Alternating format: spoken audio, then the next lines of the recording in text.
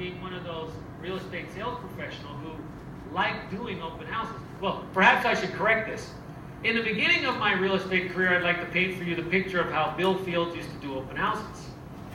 I would get the open house set up, and I would, run my little ad, and then on Sunday at the appointed time, I'd get my little signs and go in my car over to the seller's house, and I'd put my little signs out along the way, and I'd go meet the seller, and they'd leave, and I'd go, great, have a good day. And then as soon as they drove away, I'd go knock all my open house signs down. And the reason that I did that was because at my first 4 months of the real estate business, I had an open house probably every other day. And I never converted anybody from that. And so I developed the same mentality that a lot of people in real estate have developed, and that is open houses are a waste of my time.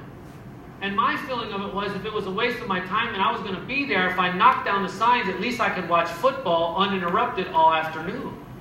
And the reason I knocked down the signs and didn't go home was because at least this way the seller felt I was there holding an open house. So it was a waste of their time and my time. And of course it wasn't until somebody educated me to how to do an open house the right way. So what I hope to share with you folks today is not how to have an open house, but how to have a successful open house. Because there is a big, huge difference between the two. And by the way, it starts from the very beginning. It starts when you determine what your objectives are for actually having an open house. Do you realize what your objectives are for having an open house? See, I didn't realize. There are 4 objectives for holding an open house. Number 1, of course, is to please the seller. Wait, don't write that down. I was kidding. See how natural it sounded? Didn't that? You just went, please the seller, of course. But that's not the right answer. That's the number 1 reason, meaning that's the number 1 reason most agents do them. But that's the wrong reason for you. No, the reason we hold open houses, number 1, is to get listing leads. See, ladies and gentlemen, what we have discovered is that 44% of people who come to your open house are in fact sellers, not buyers. They have no intention of buying yet. No, see, the reason that you should be looking for listings is because people go to open houses to see what they could buy when they sell theirs. And the neighbors go to open houses to see what they could get if they decide to sell. So in fact, a large percentage of people who are going to attend an open house at any given time are going to be sellers. But because we're so focused on the wrong thing, we miss that. The second objective is to develop buyer leads. Because less than 7% of the people that come to an open house buy the open house.